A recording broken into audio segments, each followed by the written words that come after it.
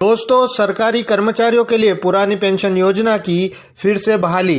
ताज़ा अपडेट। जी हां दोस्तों, सरकारी कर्मचारी खास तौर से उनके लिए जो कि 1 जनवरी 2004 या उसके बाद सरकारी नौकरी में आए हैं और जो कि एनपीएस में यानी कि नेशनल पेंशन सिस्टम में कवर्ड है, उनके लिए एनपीएस की जगह फिर से ओपीएस की बहाली के संबंध में भारत सरकार वित्त मंत्रालय के द्वारा 11 फरवरी 2021 को एक बड़ी ही महत्वपूर्ण और ताज़ा अपडेट निकल कर आ रही है, जिसके बारे में आपको इस वीडियो में बताया जाएगा। आप पूरा वीडियो जरूर देखें। जानकारी पसंद आए तो वीडियो को लाइक व शेयर अवश्य करें।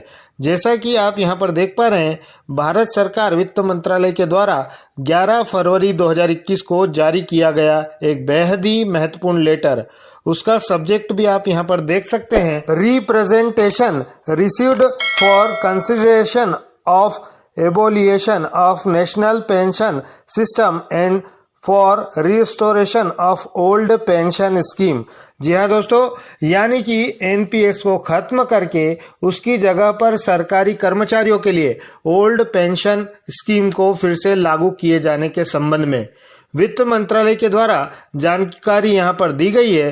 तो वीडियो पूरा देखें, लाइक शेयर अवश्य करें। साथ ही यदि आप भी सोचते हैं कि सभी सरकारी कर्मचारियों के लिए एनपीएस की जगह ओपीएस लागू होना चाहिए, तो कमेंट बॉक्स में #ओपीएस अवश्य लिखें। दोस्तों, वित्त मंत्रालय को श्री प्रदीप ठाकुर जी के द्वारा एक लेटर लिखा गया था और उनके द्वारा मांग की गई थी कि सरकारी कर्मचारियों के लिए एनपीएस की जगह ओपीएस बहाल होना चाहिए। तो वित्त मंत्रालय द्वारा उनके लेटर का जवाब दिया गया है। दोस्तों, वित्त मंत्रालय के द्वारा लिखे गए इस पत्र में कर्मचारियों के लिए बहुत सारी अच्छी बातें भी लिखी गई है। एनपीएस के बारे में भी सरकार के द्वारा कई बातें कही गई है। किस तरह से एनपीएस को सरकार के द्वारा कर्मचारियों के लिए आसान बनाया जा रहा है, इसके बारे में भी बताया गया है।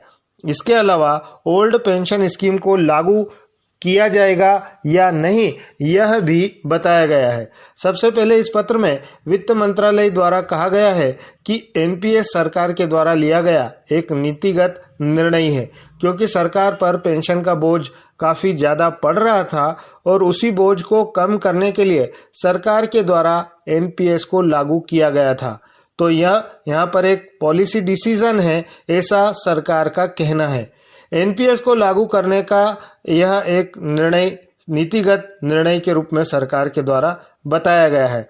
इसके अलावा यहाँ पर यह भी कहा गया है कि एनपीएस को आसान और सरल बनाने के लिए सरकार के द्वारा बहुत सारे कदम उठाए गए हैं और आगे भी उठाए जाते रहेंगे। तो सबसे पहला कदम सरकार के द्वारा उठाया गया है वह है कि जो सरकार का कंट्रीब्यूशन पहले 10% था, उसे बढ़ाकर 14% कर दिया गया है और कर्मचारियों का कंट्रीब्यूशन 10% ही रखा गया है। तो यह एक राहत यहाँ पर सरकारी कर्मचारियों को काफ़ी पहले ही दे दी गई थी। साथ ही यहाँ बताया गया है कि कर्मचारी या सब्सक्राइबर को यह सुविधा दी गई है कि वे अपनी इच्छा अनुसार किसी भी फंड में अपना इन्वेस्टमेंट कर सकते हैं। दोस्तों, उसके बाद 2004 से 2012 के बीच में जो कंट्रीब्यूशन जमा करने में देरी हुई थी, उसका मुआवजा सरकारी कर्मचारियों को दिया गया है और उसका पैसा सरकार के द्वारा कर्मचारियों के खाते में जमा करवाया गया है। आगे कहा गया है कि एनपीएस का जो टायर 2 है, उसमें भी सरकारी कर्मचारी 1.5 लाख रुपए तक जमा कर सकते हैं और इस राशि पर कर्मचारियों को इनकम टैक्स के सेक्शन 80C के तहत छूट दी जा रही है।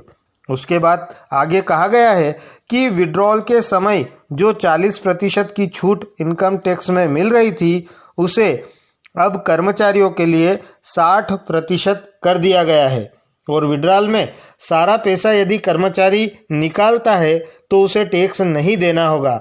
साथ ही कहा गया है कि जो कर्मचारी हैं उनके लिए एनपीएस को और बेहतर बनाने के लिए सरकार द्वारा और भी कई कदम उठाए जा रहे हैं, परंतु सरकार ने एनपीएस की जगह ओपीएस बहाली करने के प्रश्न के जवाब से पूरी तरह से किनारा कर लिया है। सरकार के द्वारा इस पत्र में किसी भी तरीके से ओपीएस बहाली का जिक्र नहीं किया गया है।